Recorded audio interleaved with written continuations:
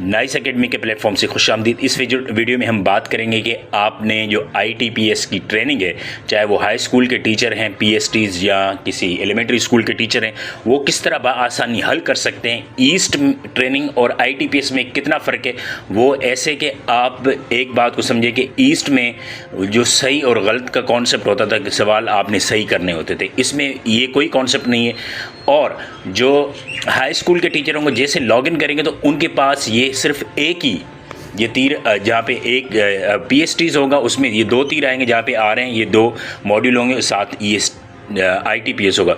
जो high school के teacher हैं वो सिर्फ ITPS की उनके पास ये चैप्टर ओपन होगा, वो सिर्फ मॉड्यूल ओपन होगा, उन्होंने सिर्फ यही ऐड करना है। और उसमें आपने करना किस तरह, जैसे आपने लॉगिन करना है उसके साथ जैसे आपके साथ वीडियो आती है आपने जैसे उसको क्लिक करना है, ग्रीन हो जाए, अगले नीचे वाले को टिक करना है। जो जहाँ पे मार्क एज डन लिखा होगा आपने उसको ग्रीन करते जाना है, मार्क डन करते जाना है, डन करते इस तरह 1 unit 2 unit 3 unit 4 unit 5 unit 6 unit 7 unit 8 unit 10 unit 11 unit आ जाएगा। आपने करते जाना है तक आपके 1 घंटे से 2 घंटे आपके लग सकते हैं, क्योंकि आजकल ऐप के ऊपर रश बहुत ज़्यादा।